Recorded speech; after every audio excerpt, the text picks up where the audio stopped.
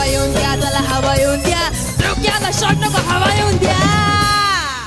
रू रू रू रू रू रू रू रू रू रू ला ला ला ला ला ला ला ला ला ला. वो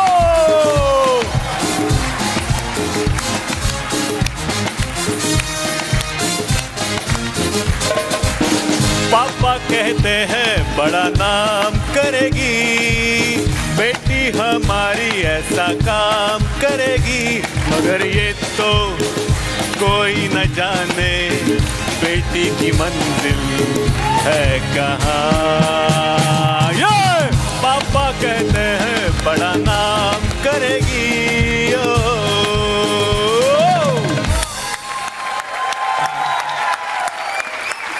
काय म्हणतं मंडळी, गाणं चांगलं म्हटलं ना मी? नाही, तुम्हाला म्हणावंच लागणार आहे, कारण मी तुम्हाला किती आवडतो हे सगळ्यांना माहिती आहे आणि कार्यक्रम सुद्धा सगळ्यांना फारच आवडतो. काय झालं आजी? गाणं बरोबर होतं पण गाण्यातले शब्द चुकले माझे. काय म्हणालो मी? पापा कहते हैं बड़ा नाम करेगी बेटी हमारी, बड़ा काम करेगी. हां हां, हेच खरं आहे. काय काय? पापा कहते बड़ा काम करेगा, ते जुनं गाणं झालं. आता हे 21व्या शतकातलं गाणं आहे आणि प्रत्येक आई बाबा सध्या हेच गाणं गात आहेत. पापा कहते हैं बड़ा नाम करेगी बेटी हमारी, बड़ा काम करेगी. याचं कारण तर आहे मंडळी, सगळ्यांनाच माहिती आहे की प्रत्येक क्षेत्रात आज स्त्रिया पुरुषांच्या खांद्याला खांदा लावून काम करतायत. किंबहुना काही क्षेत्रांमध्ये तर पुरुषांच्याही पुढे जाऊन त्या काम करतायत.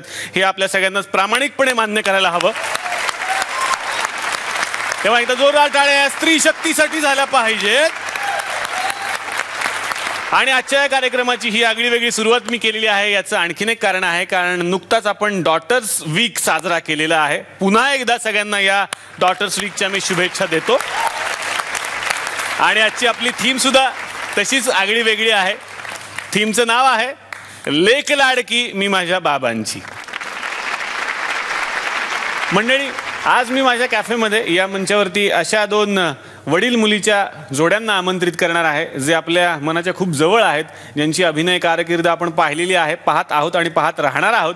पण आजचा दिवस आमच्यासाठी आणि त्यांच्यासाठी काहीतरी वेगळा असणार आहे. मी सुरुवात करणार आहे एका अशा बाबांपासून ज्यांच्या बाबांची भूमिका ही नाटकांमधून सिनेमांमधून आपण पाहिलेली आहे. पण वैयक्तिक आयुष्यातली बाबांची भूमिका काय आहे हे आज आपल्याला जाणून घ्यायचं आहे. आणि त्यांच्या सोबतीनं खूप सुंदर दिसणारी त्यांची मुलगी सुद्धा येणार आहे. आता सुंदर दिसणारी ती येण्या अगोदरच म्हणून घेतो, कारण नंतर बाबांच्या सोबत येणार, मी काहीच बोलू शकत नाही. जोरदार टाळ्यांनी स्वागत करूयात प्रदीप वेलणकर आणि मधुरा वेलणकर यांचं. शस्त्राणी नयनं दहति पावका जैनं क्लेहयन्त्यापो शोषयति मारुतः. प्रदीप सर, मधुरा, तुमचं मनापासून या मंचावरती स्वागत. आणि या तुकरटवाडीमध्ये मधुरा यापूर्वी येऊन गेलेली आहे. प्रदीप सरांचं पहिल्यांदा आगमन झालं. सर, कसं वाटतं आमच्या वाडीत येऊन? मला खूप आनंद होतोय, कारण मी हा कार्यक्रम बऱ्याच वेळा पाहिलेला आहे. मला खूप आवडतं की तुमच्या सगळ्या कलाकारांच्या भूमिका आहेत, सगळ्या महाराष्ट्रभर लोकांना अत्यंत आवडतात. आणि त्यांच्याबरोबर आज मी इथे थोडंसं हलक्या फुलक्या वातावरणात आहे. मला आनंद होतोय. खरं सांगायचं तर पहिल्यांदा खूप प्रोफेशनल कारणासाठी मी इथे आले होते, मिस्टर अँड मिसेस या नाटकासाठी. पण आज मला असं वाटतं की नात्यातला जो ओलावा असतो तो अनुभवायला मी इथे आले. आणि बाबांबरोबर कुठेही कधीही छानच वाटतं. आणि तेही आज या मंचावर, जो मंच सगळ्यांच्याच आवडीचा आहे, तिथे आल्यावर खूप छान वाटतं. वा वा वा, मी दोघांचंही मनापासून स्वागत करतो. आणि दोघांना विनंती करणार आहे, प्लीज तुम्ही आमच्या बरोबर बसा, प्लीज सर. तर एका वडील आणि मुलीच्या जोडीला मी या मंचावरती आमंत्रित केलेलं आहे. पण कसं आहे सर, आम्ही ना थोडक्यात समाधान मानत नाही.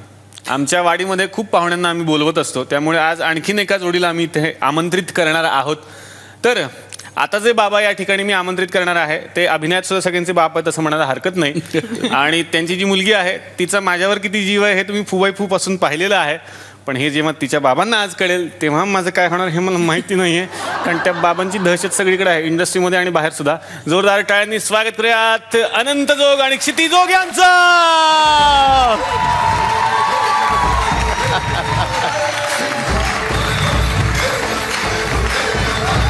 नको नको नको सर, हे बघा.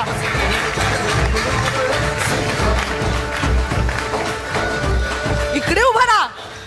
हे बघ, ते आलेले आहेत आज, त्याच्यामुळे त्यांच्या समोर तरी हे नको आहे. अरे असं काय नाही, लपवायचं नाही आपण. प्रेम आपलं शुद्ध आहे. सर, ही अशी दहशतीत ठेवते मला. बघा, ही सेम तुमच्यावरती गेलेली. कळेल तुला लवकरच.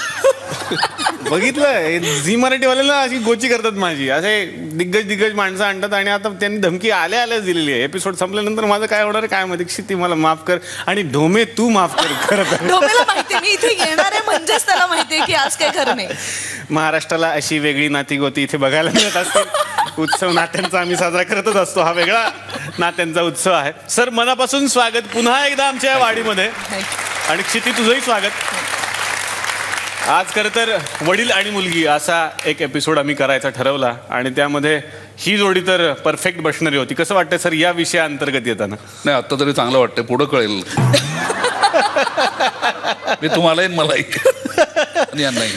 सर, हे खिशात तुम्ही पिस्तूल वगैरे घेऊन नाही ना फिरत? मला तीच भीती आहे. त्याची गरज लागत नाही मला. बहुतेक हातानेच काम आहे आज माझं. तुमचं दोघांचंही मनापासून स्वागत आणि दोघांना विनंती करणार आहे, प्लीज आमच्या बरोबर बसा. जोरदार टाळ्या. मी सुरुवात करणार आहे या गप्पांना प्रदीप सरांपासून. मला हे जाणून घ्यायचंय की तुमचं आणि या कन्येचं कसं नातं आहे? जसं असायला हवं तसंच आहे. फक्त ती लहानपणी जशी होती आणि आत्ता जशी आहे त्याच्यामध्ये खूप फरक पडलेला आहे. अच्छा. म्हणजे बेसिकली मला विचारशील तर या व्यवसायामध्ये तिथे यायची अजिबात इच्छा नव्हती. बर. तिला काहीतरी वेगळं व्हायचं होतं. तिला स्पोर्ट्समन व्हायचं होतं, वेगवेगळं व्हायचं होतं. मी या क्षेत्रामध्ये ऑलरेडी आलेलो होतो. लहानपणची एक गंमत म्हणून तुला सांगायला हरकत नाही की आमच्याकडे कोणी पाहुणे आलेले असले की ही मला पडद्याच्या आडून असं खुणा करून आत बोलवायची आणि म्हणते काय आहे, आता काहीतरी विषय रंगात आलेला असतो आपल्या तिकडे, त्या आत बोलवायची आणि विचारायची हे कधी जाणार आहेत. म्हटलं का नाही, मला तुमच्याशी काहीतरी बोलायचं. म्हणजे काही बोलायचं वेगळंच असायचं, पण ती इतकी माणसांपासून अलूफ होती अशी, किंवा कुठल्याही तिच्या शाळेचा एक छोटासा ग्रुप सोडला तर त्याच्या व्यतिरिक्त ती फार मिक्स व्हायची नाही. खूप वेगळी होती, लाजरी होती. खेळायची मात्र खूप चांगली. वा वा वा. मधुरा, तुझ्याकडून मग आता जाणून घ्यायचं की बाबांचा मूळ स्वभाव कसा, जसे आम्हाला पडद्यावरती दिसतात तसेच आहेत? मेघदाटले नावाची एक सिरियल होती झीची आणि असंभव, त्या दोन्हीमध्ये मला वाटतं की हिरोच्या वडिलांचंच काम केलं होतं ना तुम्ही. ते जे बाबा किंवा सासरे होते तसेच माझे बाबा आहेत. अजिबात चिडके नाही आहेत, खूप फ्रेंडली, खूप मिश्किल आहेत ते. बर. घरात आम्ही 4 बायका असल्यामुळे आम्ही त्यांना ओरडतो, ते नाही ओरडत. पण कामाच्या बाबतीत मला असं वाटतं की आज जवळजवळ 35 वर्ष ते एअर इंडियात होते आणि ते सांभाळून त्यांनी इतकी वर्ष नाटक केलं, सिनेमा केला, सिरियल केली. तर मला असं वाटतं की ते माणूस म्हणून खूप ऑर्गनाइज्ड आणि डेडिकेटेड आहेत. वा. आता येणार आहे दुसऱ्या बाबांकडे, अनंत जोग. मला हे जाणून घ्यायचं की क्षितीचं आणि तुमचं नातं कसं आहे? फारसं बरं नाही आणि फारसं वाईटही नाही. कारण मुळात आम्हा दोघांचा स्वभाव एकसारखा आहे. त्यामुळे आमचं फारसं पटत नाही. बर. आणि ते आम्हा दोघांनाही पटलेलं आहे की पण अदरवाईज आमचे संबंध खूप चांगले आहेत. 2 दिवस आम्ही भेटलो तेवढं आम्हाला एक वर्षभर पुरतं. तुला विचारायचं क्षिती की बाबांचा स्वभाव जसा आम्हाला बाहेर दिसतो पडद्यावरती, दहशत असते त्यांची, हिरोला सुद्धा दहशत असते, तशी दहशत आहे घरात सुद्धा? दहशत नाही म्हणता येणार, म्हणजे तसा त्याच्या काही फिक्स गोष्टी आहेत, तो त्यानुसार चालतो. तुमच्यात तसं असायला पाहिजे तसं नाही, पण यू कॉन्ट आस्क हिम टू चेंज. तुम्ही तुमचं जगा, मला माझं जगू देत. फक्त नॉर्मल माणूस जेवढा चिडतो किंवा एक सर्वसामान्य, त्याच्यापेक्षा त्याची डिग्री जास्त असेल, पण he is a very chilled out person that way. तर आज तुम्ही ज्या गावामध्ये आलेले आहात त्या गावाचं नाव आहे तुकरटवाडी आणि आज सगळ्यांना आनंद झाला की अशी बाप लेकीची जोडी इथे आलेली आहे. पण आमच्या गावामध्ये जे सरपंच आहेत त्यांचं कौतुक काहीतरी वेगळं असतं.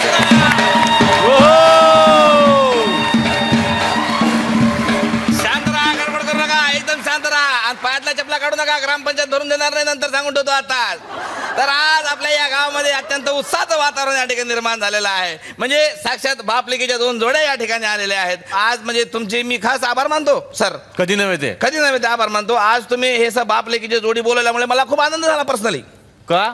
म्हणजे माझ्या पण 5 मुली आहेत सर. 5 मुली? काही कुटुंब नियोजन वगैरे काय आहे का? नाही, म्हणजे तशी मुलगी एकच आहे. मग म्हणजे एका बायकोपासून 1 मुलगी असं 5. अशा हिशोबाने माझ्या 5 मुली आहेत. बाकीचं मी तुम्हाला सांगत नाही, पण आज मला खूप बरं वाटलं सर. तर आज आपल्या ठिकाणी प्रदीप वेलणकर आणि मधुरा वेलणकर यांच्या निमित्तानं एक अत्यंत सर्वांग सुंदर बापलेकीची जोडी या ठिकाणी आलेली आहे. जोरदार टाळ्या त्यांच्यासाठी एकदा वाजूया. प्रदीप सरांबद्दल मी काय बोलणार आहे. अत्यंत रागीट स्वभावाचे, कधी कोणावर भडकू शकणारे असे प्रदीप वेलणकर या ठिकाणी आलेले आहेत. म्हणजे स्वतः पोलीस खात्यामध्ये असल्यामुळे त्यांनी आपल्या मुलीचं लग्न सीआयडीच्या घरात करून दिलेलं आहे. नाही, मुलीचं लग्न सीआयडीच्या घरात हे कळलं आम्हाला सगळ्यांना की ते व्याही आहेत. ते पंखेवाले आहे ना, एसीबी प्रद्युमन सरांचे ते व्याही आहेत, पण स्वतः पोलीस खात्यात नाहीये ते. अरे नाही, अरे आम्ही प्रत्यक्ष बघितलं त्यांना. पुढे सिंगम मध्ये. हा, सिंगम मधला ती भूमिका आहे सरांची. अरे नाही, आम्ही प्रत्यक्ष बघितलं. अजय देवगणची सिनियर ऑफिसर आता वरिष्ठ अधिकारी आहे ना सर, सिंगम मध्ये आहे ना. तुम्ही याला नॉलेज नाही सर, खेड्यातला पोरगा याला माहिती नाही. आणि सर तुमचं ते अरे बापरे हे पेज 3 जबरदस्त सर. पेज 3 जबरदस्त पिक्चर सर. पण मला सर एक असं शंका, एक क्युरियोसिटी की त्याचं नाव पेज 3 का आठवलं असेल सर. म्हणजे 3 पानाचं स्क्रिप्ट होतं का ते? अहो ते पेज 3 हा प्रकार आहे, त्याचं नाव असतं ते पेज. पण ऍक्च्युली तुम्हाला माहिती आहे पेज 3 मध्ये माझा रोल होता तो फक्त एका वाक्याचा होता. नाही सर, पण एका वाक्यात पण धमाल करणारं व्यक्तिमत्व आहे तुम्ही काय ऐकता का सर? तुमचा तर लुक काफी आहे सर, वाक्य नंतरची गोष्ट आहे सर. पण म्हणजे आमच्या लक्षात राहिलं बघा, खेड्यापाड्यातल्या माणसाच्या म्हणजे जबरदस्त असलं पाहिजे काहीतरी. तर पेज 3 म्हणजे वेगळं असतं का ते? मला वाटलं 3 पानाची स्क्रिप्ट होती का असं वाटलं का असं काहीतरी. पण असू द्या. तर असं एक गोंडस व्यक्तिमत्व या ठिकाणी आलेलं आहे.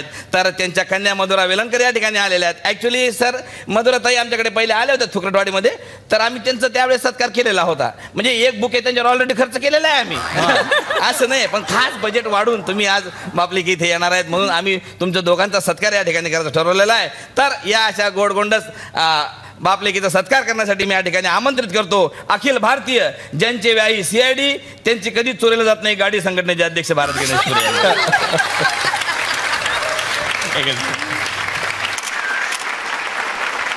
मी तुम्हाला खास करून एक गोष्ट सांगणार आहे सर. म्हणजे मी तुम्हाला नुसतं सत्कार करून सोडणार नाही सर. तर आज आमच्या थुकरटवाडीची जी बँड पार्टी आहे सर, ती बँड पार्टी इतकी उत्साहात आलेली आहे की त्यांनी म्हटलं की नाही आम्हाला सरांवर काहीतरी गाणं करायचं आहे. तर मी सर ऐका, तर मी या ठिकाणी आमंत्रित करतो थुकरटवाडी बँड पार्टी आयो.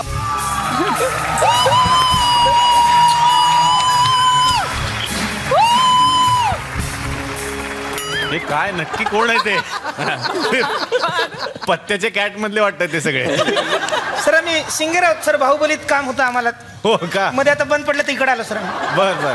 प्रदीप सरांकडे काय गाणं केलं तुम्ही खास ते जरा ऐकून दाखवा त्यांना. सर तुमच्यासाठी गाणं केलं आम्ही, तुमच्यासमोर सादर करतो.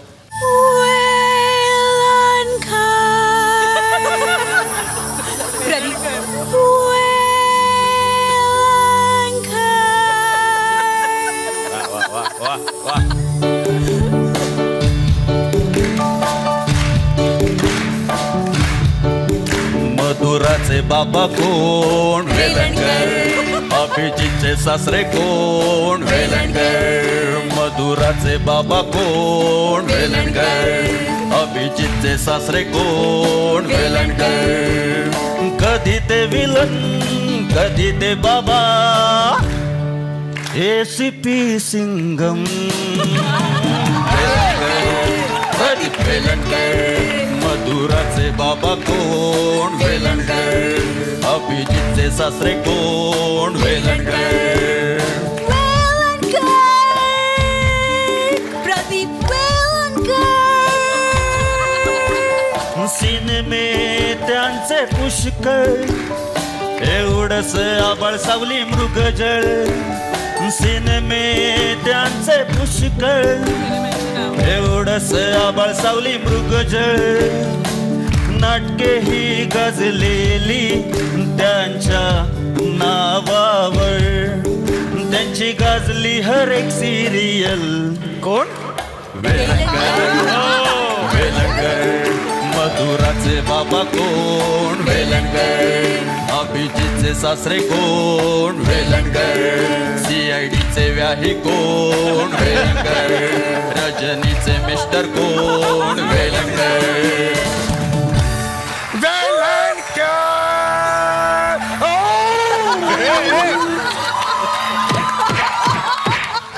हे वेगळे सूर नका लावू काहीतरी, त्यांनी चांगलं गायलं होतं. अरे खरंच खूप छान गाणं मला सरांना आवडलेला एक तर असो. तर आज या ठिकाणी अनंत जोग आणि क्षिती जोग यांच्या रूपानं आणखीन एक बापलेकीची जोडी या ठिकाणी आलेली आहे. तर वत्सलाबाई घाबरू नका, वत्सलाबाई घाबरू नका, काही करत नाहीत ते. अरे त्यांचे डोळेच कसे आहेत. अरे आणि वामनराव त्यांना सार्वजनिक चान्स मारू नका बरं. दूर हो, तिच्यापासून दूर व्हा. वत्सलाबाई घाबरू नका, काय करत नाही, आज काय करणार नाही, पोरगी सोबत आलेली आहे, घाबरू नका. सर असं एकदम वातावरण आमच्या गावात दहशतीचं निर्माण झालेलं आहे सर. तर असे म्हणजे खास अनंत जोग या ठिकाणी आलेले आहेत. अत्यंत शांत स्वभावाचे, निरागस डोळ्याचे, कधीही कोणाला न दुखवणारे असं एक निरागस टाईपचं व्यक्तिमत्व या ठिकाणी आलेलं आहे. फक्त परमेश्वर आणि स्वतःच्या मुलीला घाबरणारे अनंत जोग या ठिकाणी आलेले तर कुठलीही निवडणूक न लढता सरकारमध्ये काम करणारे अनंत जोग या ठिकाणी आलेले आहेत. सिनेमा आहे सरकार. सरकार आम्ही बघितलं ना, सरकार जबरदस्त सिनेमा आहे सर. म्हणजे त्याची काय दहशत, त्यांची त्या सरकारमध्ये दहशत अभिषेक बच्चन पण अनुभवली. एक काय तुम्ही केला कार्यक्रम. पण त्या शूटिंगच्या वेळेला मी असं ऐकलंय क्षिती की तू काहीतरी एक सजेशन दिलं होतंस. मी अभिषेक बच्चनची प्रचंड मोठी फॅन आहे. प्रचंड म्हणजे मी इतकी कुणाचीच फॅन नाहीये जगात. माझी पण नाही. नाही तर तुझं प्रेम वेगळं आहे, आपलं प्रेम वेगळं आहे, गल्लत करू नकोस तू. पण मला इतका आवडतो अभिषेक बच्चन, म्हणजे आय कांट रिअली एक्सप्लेन. आणि मला जेव्हा यांनी सांगितलं की मी सरकारमध्ये ते असं आहे आणि अभिषेक बच्चन बरोबर सीन आहे, तर तू मला म्हणाल तू येतेस का. म्हटलं नाही मला तो इतका आवडतो that I don't want to meet him also. आणि मी म्हटलं की प्लीज तू म्हणजे तर त्याला काही बोलायला जाऊ नकोस, त्याला काही सांगायला जाऊ नकोस, तू please be good to him, please be good to him. हो. पॅकअप झालं, मी त्याला रात्री फोन केला. म्हटलं काय रे, कसं होतं शूटिंग, कसा आहे रे तो, बोलायला कसा आहे, कसा दिसतो. नाही मुलगा वगैरे बरं. म्हटलं काय सीन होता तुमचा. काय नाही, मला त्याला मारायची होती. म्हटलं मग तू खरंच मारलीस कानफटा. हो. मला इतकं दुःख झालं की ओ माय गॉड. म्हणजे मी 16 वर्षाची होती तेव्हाही असं मला कुठलाच बद्दल असं झालेलं नाही. इतका मला तो आवडतो. आणि हा म्हणाला मी लगावून दिले, 2-4 टेक केले, खरे केले की नाही माहित नाही, पण तो मला म्हणाला नक्की हे. तर असे खास करून किस्सांसाठी प्रसिद्ध असलेले अनंत जोग या ठिकाणी आलेले आहेत. सर तुमचे भरपूर किस्से ऐकले, खरे खोटे आम्हाला माहित नाही, पण सर जबरदस्त किस्सा आहे एकशे एक. तर त्यांच्यासोबत त्यांना साजेशी अशी त्यांची कन्या या ठिकाणी आलेली आहे. गोड गोजरी, लाजरी, शांत स्वभावाची आणि मौनभाषी, मृदभाषी अशी क्षिती या ठिकाणी आलेली आहेत. मला काय म्हणतो क्षितीताई, मला म्हणजे एक प्रश्न पडलेला आहे, प्रश्नाला आहे म्हणजे असा की तुमचं नाव ठेवलं त्यावेळेस आत्याला सर्दी होती का तुमच्या. काय होती. सर्दी असे का. नाही म्हणजे बहुतेक कधी आत्या बसलेले असतात ना, सगळे विचारतात वंश काय नाव ठेवायचं, वंश काय नाव ठेवायचं.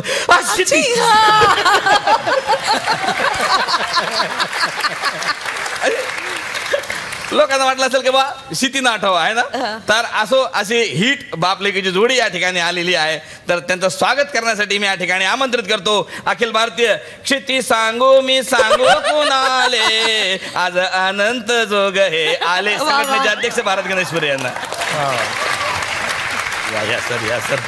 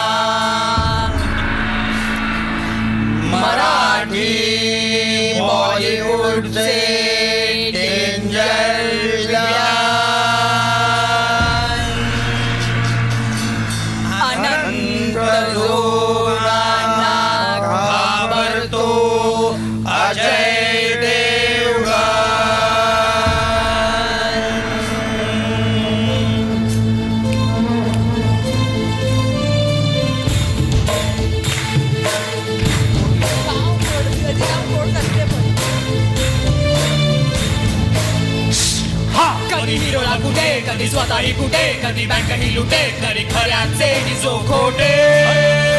आनंद झोप, आनंद झोप. कधी हिरोला कुठे, कधी स्वतःही कुठे, कधी बँकही लुटे, कधी खऱ्याचे जो खोटे. आनंद झोप, आनंद झोप. सिनेमाचा चेता है, नेता है, लेता है, देता है, पैसों में घेरता है. चिकी डैडी है, बाबा है, पप्पा है, अप्पा है, ढोला भी गप्पा है. नशती से है कम बड़ा इसमें दम, मार खाता खाता राहिला अभिषेक बच्चन. बच्चन. कधी हिरोला कुठे, कधी स्वतःही कुठे, कधी बँकही लुटे, कधी खऱ्याचे जो खोटे. आनंद झोप, आनंद झोप.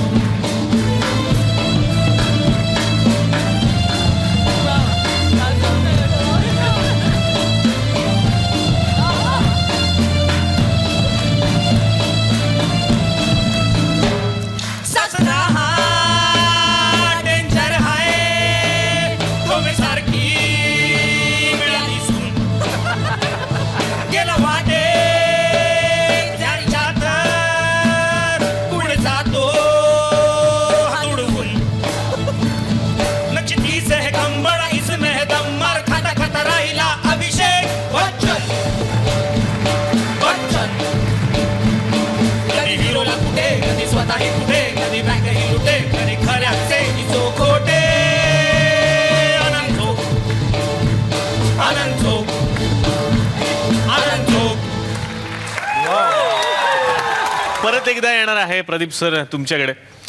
बाप मुलीचं नातं काय याची थोडीशी आम्हाला झलक बघायला मिळाली, ऐकायला मिळाली. आता मी असा प्रश्न दोघांनाही विचारणार आहे, मुलीला आणि बाबांना सुद्धा, आणि त्याचं खरं खरं उत्तर द्यायचं आहे तुम्ही की कन्येमधली सगळ्यात आवडणारी गोष्ट कुठली आणि खटकणारी गोष्ट कुठली. आवडणारी गोष्ट अशी आहे की ती खूप अत्यंत ऑनेस्ट आहे, प्रामाणिक आहे. तिला जे वाटतं ते ती सांगते.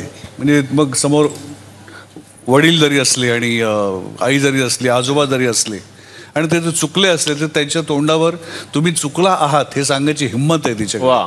आणि बदलावीशी वाटेल किंवा थोडीशी खटकणारी गोष्ट, कधी कधी ॲट टाइम्स तिचे डिसिजन चुकलेले असतील व्यावसायिक दृष्ट्या, पण ते डिसिजन घेतल्यामुळे ती आज जेवढी मनाशी शांत आहे ना, आणि ते जे प्रोजेक्ट त्यांनी केले आहेत त्याच्यामुळे ते मला जास्त महत्त्वाचं वाटतं की एखाद दुसरं प्रोजेक्ट गेलं असेल, निसटलं असेल हातातून, हरकत नाही, डझंट मॅटर, पुन्हा येईल. वा वा वा. मी बापरे, खटकणारी गोष्ट मला लवकर येते. अच्छा, हे उलटच आहे. बाबांची आवडीची गोष्ट अशी आहे की बाबा खूप साधे भोळे आहेत आणि खूप मनातून पॉझिटिव्ह आहेत. त्यामुळे त्यांना असं वाटतं की सगळं जग छान आहे, चांगलं आहे. म्हणजे मी असं अनेकदा म्हणते की त्यांना की ह्याच्यामुळे तुमचं नुकसान होतं, पण मला असं वाटतं की त्यांचा जो साधेपणा आहे तोच त्यांचा प्लस पॉईंट आहे. आणि खटकणारी गोष्ट म्हणजे अलीकडे ते भयंकर चिडतात. अच्छा. त्यामुळे आम्ही त्यांना सांगत असतो की जरा कमी चिडा. पण ते सोडलं तर as a human being I think I really respect him a lot. वा. सेम प्रश्न विचारणार आहे आनंद जोग सरांना. आवडणारी आणि खटकणारी गोष्ट.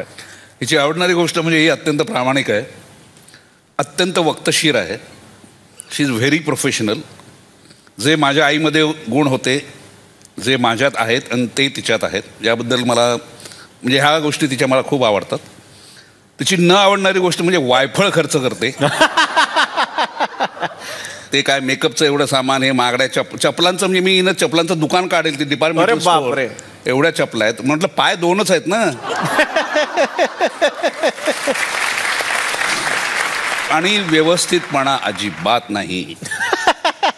कपड्यांच्या घड्या करून नीट ठेवणे. एकदा मी हिचं कपाट उघडलं, धबाधबा कपडे माझ्या अंगावर पडले. क्षिती, सेम प्रश्न तुझ्याकडे पण. आवडती गोष्ट ऑब्व्हियसली प्रोफेशनलिझम, जो माझ्यात आलाय आता, कारण मी तो लहानपणापासून बघितलाय. कधी कधी तर खूप होतो.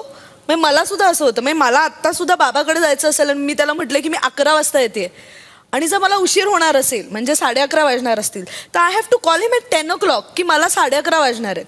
कारण त्याला तो जर 11 वाजता येणार असेल माझ्याकडे किंवा कुठेही तर तो जनरली 11:15 10:30 तो लवकर जातो, तो कधीच उशिरा जात नाही. आणि न आवडणारी एकच सांगायची 1-2 चालतात. 45 मिनिटांचा एपिसोड असतो, तुला वाटेल तेवढा सांग. 1-2 सांगता येतात ना. एक हे त्याला खोटं वाटतं मी वायफाय खर्च करते, तो अजिबात करत नाही. हा माझा मोठा प्रॉब्लेम आहे. म्हणजे तो नाहीच करत. म्हणजे अरे तू बाहेर जा, अरे आपण जेवायला बाहेर जाऊया का, असं मी त्याला एकदा म्हटलं आय विल ट्रीट यू. त्याचा वाढदिवस होता आत्ता 28 ऑगस्टला त्याचा वाढदिवस असतो. मी म्हटलं मी तुला जेवायला घेऊन जाते. तर मला म्हणाला बरं. मग मी त्याला एका मोठ्या हॉटेलचं नाव सांगितलं. म्हटलं इथे 9:30 वाजता. ते नाव बघता क्षणी त्यांनी मला फोन केला, वेडी आहेस का तू. म्हणाला मी नाही ना, तू घरी आहे, मी हे सगळं तुला माझ्या बाईला सांगतो घरातल्या जेवणाला सगळं करून देईल. मला असं वाटतं की it's okay to spend on yourself. मी असं थोडी म्हणते. तर ते त्यांनी थोडंसं आता लेट लूज होऊन थोडं चिल करायला पाहिजे. तर आमच्या या तुकरेटवाडीतल्या एका कॅरेक्टरला तुम्ही भेटलात, बँडला पण भेटलात. पण कसं असतं सर, जसा जमाना बदलतोय तशी व्यक्त होण्याची पद्धत बदलत चाललेली आहे. प्रत्येकाच्या हातात मोबाईल आहे, व्हॉट्सअप आहे, आपण कधी कुणाला फोन करू शकतो. पण पत्रातली गंमत ती पत्रातली गंमत. आणि आमच्या या गावामध्ये अजूनही असं एक पोस्टमन काका आहेत जे येतात प्रत्येकाचं पत्र घेऊन. बघायचं आज कोणी कोणासाठी पत्र लिहिलेलं आहे. जोरदार टाळ्या पोस्टमन काकांसाठी.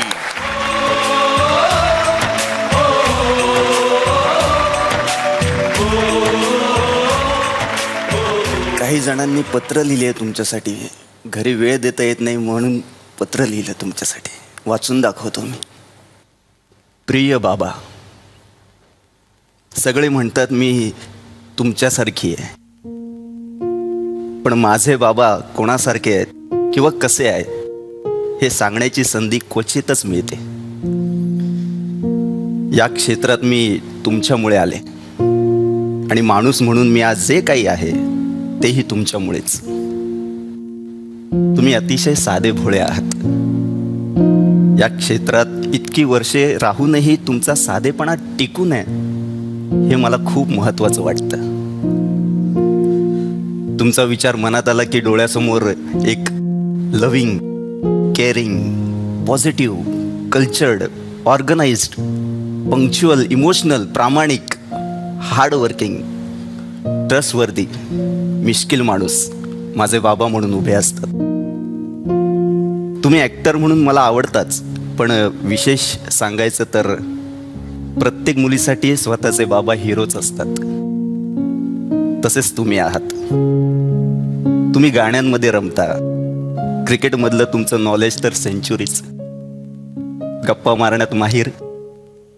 पार्टी असली की सेंटर ऑफ अट्रॅक्शन तुम्हीच असता. फक्त तुम्हाला एक गोष्ट सांगायची होती की तुम्हाला पॉलिटिक्स करता येत नाही. कारण फायदा घेऊन काम करणं हे तुम्हाला कधीच जमलं नाही.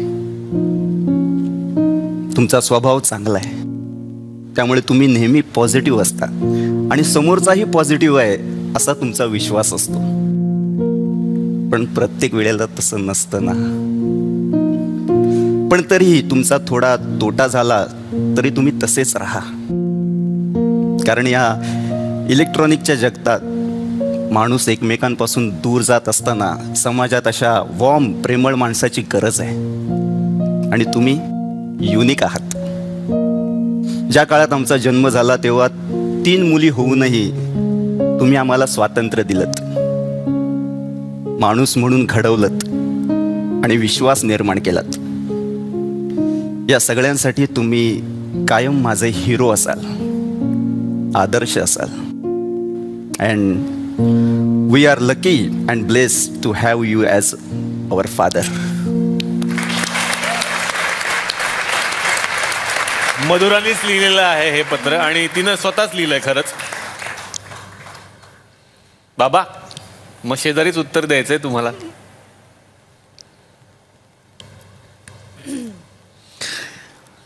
I reciprocate your feelings, my dear child.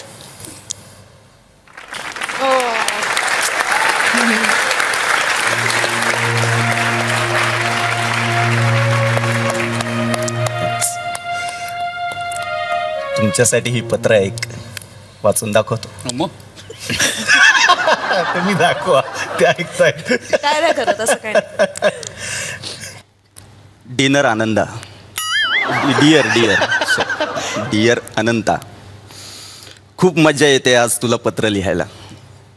मी लहानपणी पुण्यात होते आजीकडे, तेव्हा आपण एकमेकांना पत्र लिहायचो. त्यानंतर डायरेक्ट आज. I just want to take this opportunity to thank you.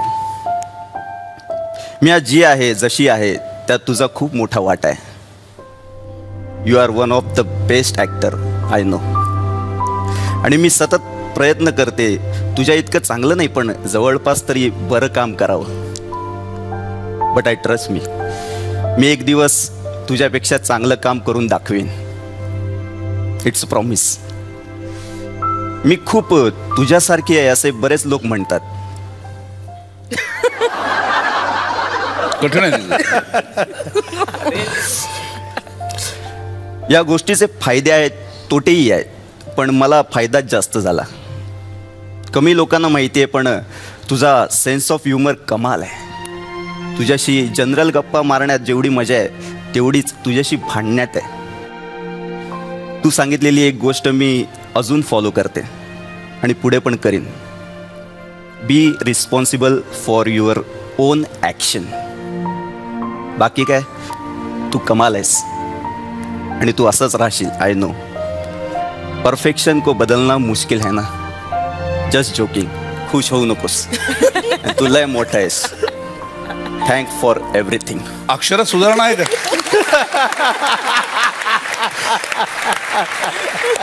आमच्यात हा वाद आहे. हो का? हो, त्याला असं वाटतं की त्याचं हँडरायटिंग खूप चांगलं आहे. तर माझी अशी आर्ग्युमेंट आहे की ती असं बघायला चांगलं आहे, लांब असं आहे एक. ते वाचायला घेतलं की ते फार कठीण आहे वाचायला, काही सोपं नाहीये. त्याचं असं म्हणणं आहे की माझं हँडरायटिंग वाईट आहे, जे अजिबात माझं हँडरायटिंग वाचता येतं सगळं नीट. हिला वाचता येतं असं नाहीये. वा वा. आहे ना चांगलं हँडरायटिंग? हो, चांगलं वाचता येतं म्हणजे आहे. वाचलात तुम्ही. जोरदार टाळ्या पोस्टमन काकांसाठी. येतो मी. या घरी वेळ देत जा, म्हणजे तुम्ही द्या वेळ घरी जा. जात.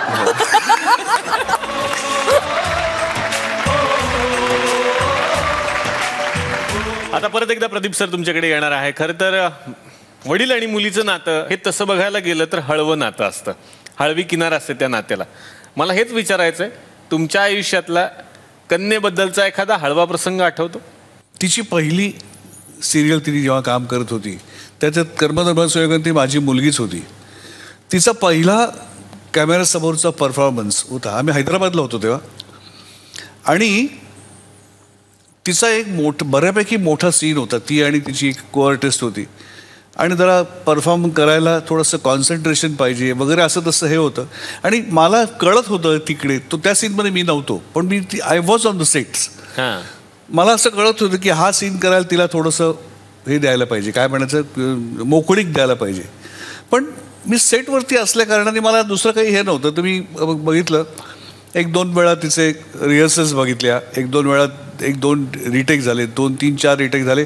आय फेल्ट की शी स्टार्टेड गेटिंग कॉन्शियस. मग मला कळलं की मी तिकडे आहे, हा माझा प्रेझेन्सच तिला जरा त्रासदायक ठरू शकतो, तिला तरी मोकळीक मिळत नाही आहे. तर मी विचारलं माझ्याबरोबर जे हे होते की साधारण वेळ लागेल हे करायला, तर मी जरा चक्कर मारून येतो. मी आलो परत, तोच सीन चालू होता. 14वा का 15वा रिटेक होता.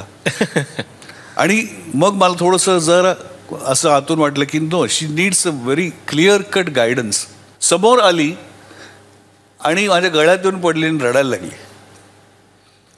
मी म्हटलं शांतपणे तिला पाठीवरला हात फिरवला, म्हटलं एक मधुरा लक्षात ठेव, रिटेकचा अर्थ आपल्याला आपलं काम सुधारायची आणखीन एक संधी. वा, असं विचार कर आणि पुढे जा, असं मी तिला सांगितलं. आणि आय थिंक की मला असं वाटलं की त्या इमोशनल ह्याच्यावरती मला तो खूप तिचा प्रसंग समोर दिसतो माझ्या, असं तो प्रसंग.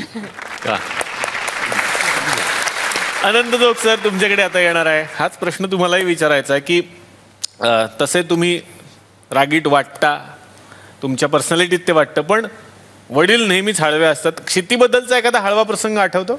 नाही, असे 2 प्रसंग आठवतात. तेव्हा ती 7वीत का 8वीत होती काही, आणि ती शाळेतनं घरी आली तेव्हा तिच्या मास्तरांनी तिला काहीतरी मारलं होतं हातावर का पाठीवर. हां, आणि ते वळ दिसत होते. तर मी दुसऱ्या दिवशी त्या शाळेत गेलो, त्या प्रिन्सिपलला भेटलो, म्हटलं असं मी अमुक अमुक माझी मुलगी तुमच्या शाळेत शिकते आणि ह्या सरांनी तिला मारलंय. तेवढ्यात तेच सर माझ्यासमोर आले. तर म्हटलं तुम्ही इकडे, हा म्हटलं तुमच्याबद्दलच तक्रार द्यायला मी गेलो होतो, ती तक्रार मी दिलेली आहे. आता तुम्हाला मी एक विनंती करतो, म्हटलं की माझ्या मुलीच्या हातावर ते वळ मला दिसत आहेत, तुम्ही मारलेच आहे, तर यापुढे ते दिसणार नाही, त्याची काळजी घ्या. आणि तशी जर काळजी घेतली नाहीत तर तुम्ही तुमच्या घरातल्या लोकांना कधीच दिसणार नाही.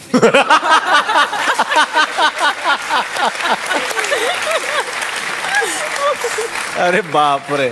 आणि दुसरा एक प्रसंग म्हणजे आम्ही दोघांनी एक फिल्म केली झी टीव्हीची, गृहलक्ष्मी नावाची.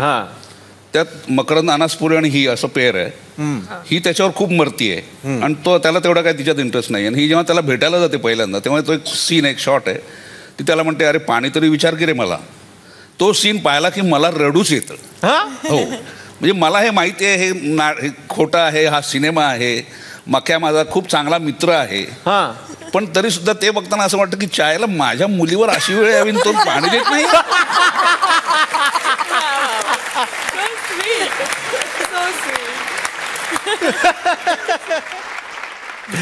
आता हा कार्यक्रम मकरंद सर बघत असतील तर ते म्हणतील रिशूट करा, ते पाणी द्या पहिल्यांदा. पण सर तुम्ही इतकं छान शिक्षकांना छान भाषेत समजावून सांगितलं, म्हणजे शिक्षकांनाही हे शिकवता येणार नाही इतक्या सुंदर भाषेत तुम्ही समजावलं. मला हेच विचारायचं की हेमंत ढोमे तुमचे जावई बापू आहेत, आणि मग कसं असतं की लग्न जेव्हा होतं तेव्हा वडील नेहमीच जावायला सांगतात माझ्या मुलीला नीट सांभाळ. तुम्ही कसं सांगितलं होतं? मी हिला सांगितलं. गाणं बरोबर होतं मग असं, तो बिचारा फसलाय.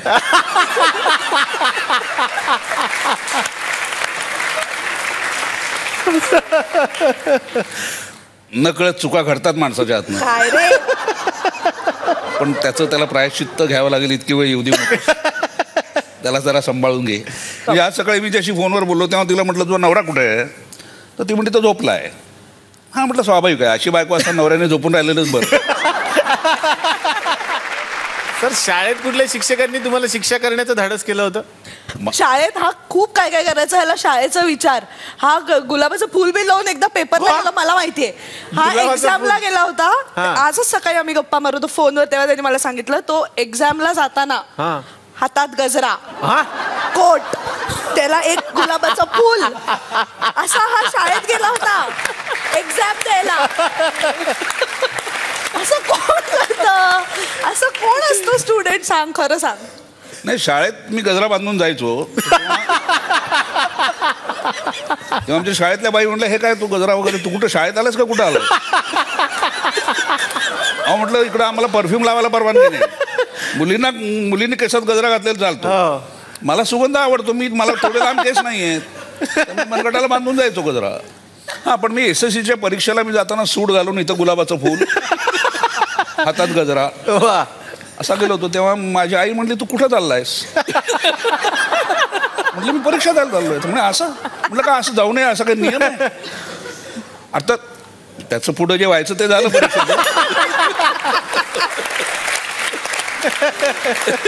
सरांना सुद्धा कवितांची फार आवड आहे. यशवंत दत्तांनी एक कविता केलेली आहे जी मला पाठ आहे, ती मला आवडते, तर मी ती म्हणतो, ती ऐका, तुम्हाला पण आवडेल असं मला वाटतंय, नसेल तर आवडून घ्यायची. मला देवानं वर म्हणा शाप म्हणा पण अशी एक गोष्ट देऊन ठेवलेली आहे की कधी कधी माझा डावा डोळा लवतो. वास्तविक तो मारलेला नसतो. मला आठवतंय मी शाळेत होतो तेव्हाचा किस्सा. न करत्याचा वार शनिवार होता, दुष्काळात 13वा महिना यावा असा गणिताचा तास चालू होता. आता तुमच्याशी खोटं कशाला बोलू, पण फळ्यावरल्या गणितापेक्षा गणित घालणारी मास्तरीनच मला गणित वाटायची. लक्षच्या साबणासारखी अबदार बाई धरलं तर पक्क निष्ठल असं वाटायचं. बाईनं फळ्यावर गणित लिहिलं, गरकन मागं वळली आणि मला म्हणली अंत्या सांग 11 चोक किती. यायला मी त्या बाईला गणिताला मनातल्या मनात बोटं मोडत उभा राहिलो, हिसाब लावला, 11 चोक म्हणायला ओठाचा चंबू झाला आणि डावा डोळा लावला. झालं. बाईने एकाच वेळेला दोन्ही खानाखाली हलगी वाजवली. जरा ओढत मला हेडमास्तरनीकडे घेऊन गेली. आता तुम्हाला खोटं कशाला सांगू, पण ओढत नेताना तेवढंच अंगाला अंग लागलं, बरं वाटलं. झालं, शाळा सुटली. बा म्हणला आता लगीन तर करून टाक. मी म्हटलं कोण मला पोरगी देणार आहे? तर म्हणलं नाही पोरगी पाहिलेली आहे, पार्टी मालदार आहे, पोरी डावं उजवं काय करायचं नाही, हाला हा म्हणत जायचं. हा म्हणता सासऱ्याचं गाव आलं. मला चपला काढताना सवाल झाला, उन्हाचा त्रास तर नाही ना झाला? म्हटलं नाही. म्हटलं उन्हाचा त्रास तर नाही ना झाला. मी ह्या म्हणाला डावा डोळा लावायला एकच गाठ. यायला म्हटलं होतं इकडं काहीतरी, पण काही बोलली नाही. गालातल्या गालात हसली. म्हणली मी पोरीची आय आहे, पोरगी आतच आहे. आणि हे अवॉर्ड्स दिले जाणार आहेत तुम्हा रसिक प्रेक्षकांच्या मताने. तेव्हा या अवॉर्ड सोहळ्यामध्ये तुमच्या आवडत्या कार्यक्रमाला म्हणजे चला हवा येऊ द्याला सर्वोत्कृष्ट कथाबाह्य कार्यक्रम बनवण्यासाठी खालील दिलेल्या नंबरवरती तुम्ही फ्री मिस कॉल देऊ शकता किंवा www.zeemarathi.com या वेबसाईटवर जाऊन सुद्धा आपलं मत नोंदवू शकता. भाग्यवान विजेत्याला मिळणार आहे या नेत्रदिबक सोहळ्यामध्ये सहभागी होण्याची सुवर्ण संधी तुमच्या आवडत्या कलाकारांसोबत. मधुरा, तुझ्याकडे आता येणार आहेत. तुझ्याकडेही काही विशेष कविता आहेत. माझी आजी ही लेखिका आणि कवयित्री अशी दोन्ही होती. 13 अनुल्लेखित बायकांवर तिने काव्य केले. म्हणजे ज्या बायकांचा इतिहासात फारसा उल्लेख आपल्याला आढळत नाही, लक्ष्मणाची बायको, दुर्योधनाची बायको, तर त्या काव्यांपैकी एक काव्य मी वाचते आज. तुकारामांच्या बायकोच्या वतीने लिहिलेलं हे काव्य मी सादर करते. म्हणे मी मठ्ठ वेडी अडाणीशी, म्हणे मी मठ्ठ वेडी अडाणीशी, म्हणे मी अशी आणि तशी, म्हणे मी प्रपंचाच्या शेणात अडकलेली माशी, खुशाल घेऊन बसले कुशीत महादेव आणि काशी. आमचे दोघांचे व्यापच वेगळे, सांभाळले आमचे आम्ही, आमचे दोघांचे व्यापच वेगळे, सांभाळले आमचे आम्ही. मलाही तत्व आहेत हे का नाही जाणीत तुम्ही? तत्वज्ञान हिला काय समजणार, नावच नको, असंच तुमच्या मनात येतं. खरंय हो खरं, प्रपंचाला शहाणपण लागतंय कुठे, तुमचंच सारं खरं. विठू नामाचे टाळ कुटीत, विठू नामाचे टाळ कुटीत, चिमण्यांना शेतातला दाणा खाऊ देतो नवरा. आपल्या घरातल्या उपाशी पाखरांच्या चोचीत मीच भरवते चारा. मला ओढ लेकरांची, त्याला छंद विठ्ठलाचा, मनापासून सांभाळीत होतो व्याप आपापल्या कामाचा.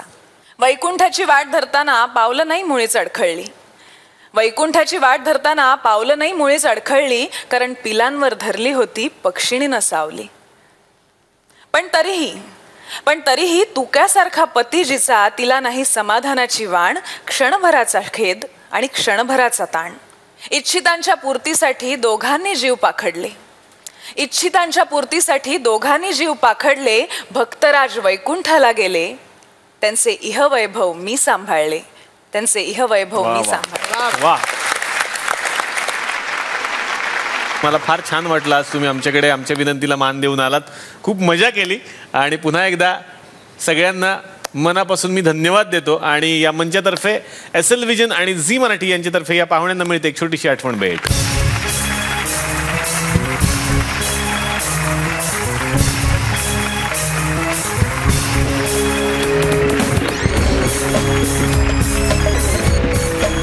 तर मंडळी, पुन्हा अशीच मजा करण्यासाठी नव्या विषयासह नव्या पाहुण्यांसह भेटूयात तुमच्या आवडत्या कार्यक्रमात. पाहायला विसरू नका. चला हवा येऊ द्या.